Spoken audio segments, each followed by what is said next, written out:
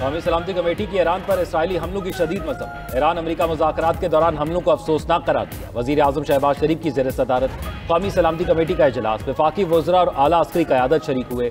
इजलास के एलामिये में कहा गया है इसराइली हमले खित्ते में कशीदगी को हवा दे रहे हैं। अक़वाम मुत्तहिदा के चार्टर के तहत ईरान को अपने दिफा का हक हासिल है। दूसरी तरफ वज़ीर आज़म शहबाज शरीफ से ईरानी सफ़ीर की मुलाकात, खित्ते की मौजूदा सूरत हाल पर गुफ्तगू की गई। रज़ा अमीरी ने इसराइल और अमरीकी जारियत पर वज़ीर आज़म को ब्रीफिंग दी। कहा कि हमले ईरान की खुद मुख्तारी और बैनुल-अक़वामी क़वानीन की खिलाफ वर्जी हैं, अपना दिफा जारी रखेंगे। वज़ीर आज़म शहबाज शरीफ का ईरान के अवाम और हुकूमत से यकजहती का यादा, कीमती जानों के ज़िया पर ताज़ियत की।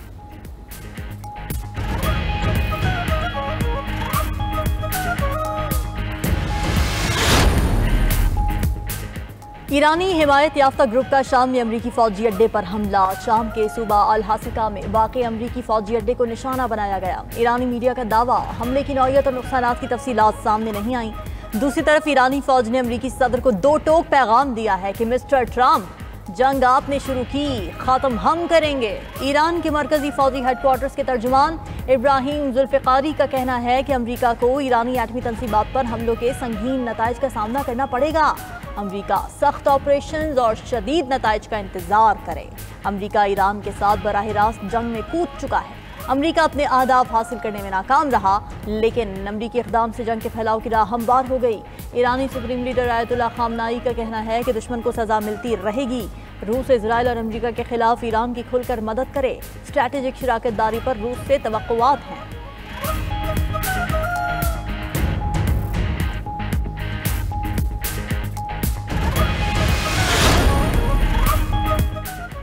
कई मुल्क ईरान को एटमी वॉर हेड्स देने को तैयार हैं। ईरान में यूरेनियम की अफजोदगी का अमल जारी रहेगा। रूसी सिक्योरिटी काउंसिल के डिप्टी चेयरमैन दमित्री मेदवेदेव का कहना है ट्रंप ने अमेरिका को नई जंग में धकेल दिया। अमेरिकी सदर अब धांधली ज़दा नोबेल इनाम को भूल जाएं।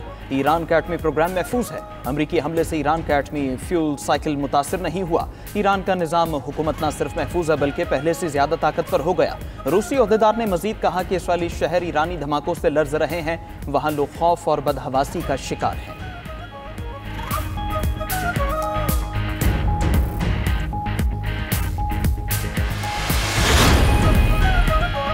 ईरानी पार्लियामेंट ने आबनाए हरमुज को बंद करने की करारदाद मंजूर कर ली। आलमी मईशत पर आबनाए हरमुज की बंदिश की खबरों के मनफी असरात। आलमी मंडी में खाम तेल की कीमतों में 3% से ज़ायद इजाफा हो गया।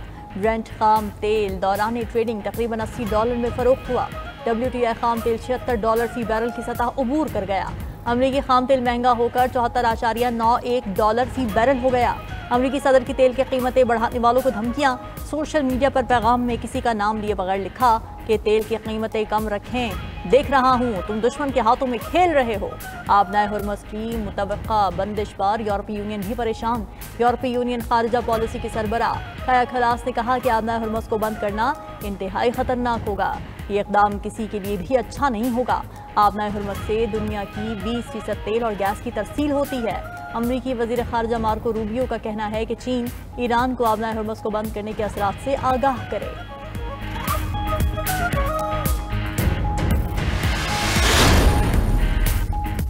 अमरीका के बाद इजरायली फौज का भी ईरान के फर्दो एटमी प्लांट पर हमला। अरब मीडिया के मुताबिक धमाकों की आवाज़ें सुनाई दी। प्लांट के मकाम से धुआं उठते देखा गया। इजरायली फौज का ईरान के मुख्तलिफ शहरों पर ताज़ा हमलों में 6 हवाई अड्डों और मुतअद्दिद तैयारों को तबाह करने का दावा। सहूनी फौज का तेहरान में हिलाल अहमर के दफ्तर के करीब भी हमला। वानाक स्क्वायर में जोरदार धमाकों से इमारतें लरज उठी। हमले के बाद शुमाली तेहरान में बिजली बंद। ईरानी नशरियाती इदारे के हेडक्वार्टर्स पर भी हमला किया गया।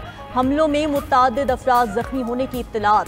इजरायली फज़ाइया ने ईरान में सियासी कैद खाने को भी निशाना बनाया। ईरानी मीडिया के मुताबिक तेहरान के एवन जेल पर इजराइल के बमबारी के बाद तमाम कैदी महफूज हैं। जेल के कुछ हिस्सों को नुकसान पहुंचा। इजरायली फौजी तर्जुमान का कहना है कि फर्दो न्यूक्लियर साइट की तरफ जाने वाले रास्तों पर भी बमबारी की। इजरायली फोर्सेज ने तेहरान में 100 से ज्यादा बम गिराए। ईरानी पासदारान इनक़िलाब के हेडक्वार्टर्स और सैयद अश-शहदा कोर को भी निशाना बनाया गया।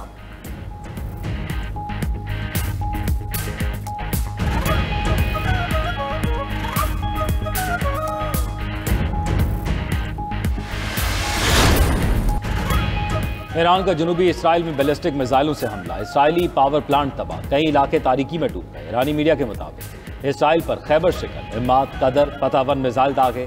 मिसाइल गिरने से कई इसराइली शहरों में धमाके सुने गए। खबर एजेंसी के मुताबिक ईरान ने इसराइल पर 9 मिसाइल दागे। ईरानी मिसाइल ने जनूबी इसराइल के शहर अशदूद में तबाही मचा दी।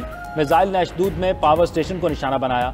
गाड़ी में लगे कैमरे ने सारा मंजर रिकॉर्ड कर लिया। इसराइल इलेक्ट्रिक कॉरपोरेशन ने कई कस्बों में बिजली की फराहमी में खलल की तस्दीक कर दी। ईरान के हमले के बाद शुमाली और वस्ती इसराइल में सायरन गूंज उठे। तेल अवीव और यरूशलेम समेत इसराइली शहरों को पनाहगाहों में जाने की हिदायत जारी। ईरान के ताबड़तोड़ हमलों से परेशान इसराइलियों का मुल्क छोड़कर भागने का सिलसिला जारी। एयरपोर्ट्स अथॉरिटी के मुताबिक एक दिन में 25,000 अफराद की मुल्क छोड़ने की दरखास्तें मिली।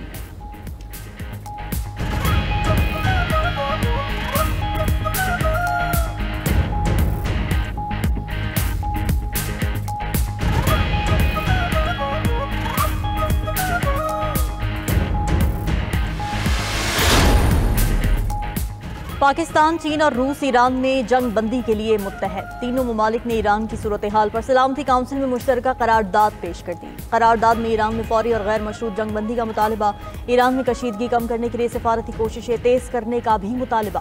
तीनों ममालिक ने करारदाद पर सलामती काउंसिल अरकान से हिमायत मांगी। तर्जुमान वजारत खारिजा चीन के मुताबिक करारदाद में शहरियों के तहफ़्फ़ुज़ और बैनुल अक़वामी क़वानीन के एहतराम पर जोर दिया गया। आलमी अमन के लिए सलामती काउंसिल का मौसर किरदार नागुज़ीर है। उधर अमान के सुल्तान और मुत्तहदा अरब अमारात के सदर के दरमियान राब्ता। अमान ने ईरान पर अमरीकी हमले की शदीद मज़म्मत की।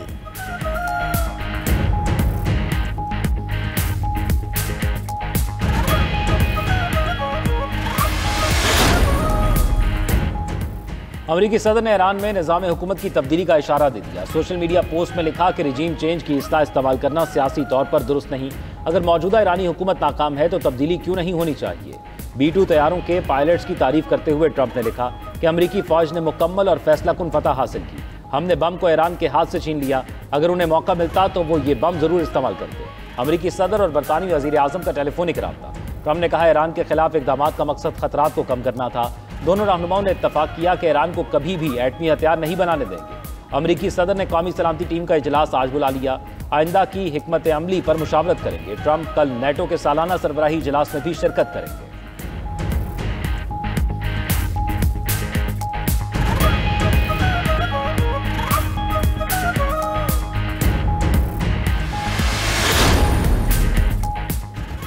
रूस ईरानी अवाम की मदद के लिए तैयार है। ईरान के खिलाफ बिला इश्तियाल जारहियत का कोई जवाब नहीं। रूसी सदर व्लादिमीर पुतिन की ईरानी वज़ीर ख़ारिजा अब्बास अराग़ची से मुलाकात में गुफ्तगू। कहा कि ईरानी अवाम की मदद की कोशिश करेंगे। मेरी नेक तमन्नाएं ईरानी सदर और रहबर आला तक पहुँचाएँ। इस मौके पर ईरानी वज़ीर ख़ारिजा ने ईरान की हिमायत पर रूसी सदर का शुक्रिया अदा किया। कहा कि रूस आज तारीख़ और बैनुल अक़वामी क़ानून की दुरुस्त जानिब खड़ा है। अमरीकी और इजरायली हमलों ने मशरिक़ वुस्ता में कशीदगी बढ़ाई। अमरीका ने ईरान को धोखा दिया। जारहियत के तबाह को नताइज बरामद होंगे। ईरान अपनी आज़ादी और खुद मुख्तारी पर कोई समझौता नहीं करेगा। तेहरान अमरीका और इजराइल के इक़दामात को नाजायज़ समझता है। ईरान को अपने दिफा का हक़ हासिल है।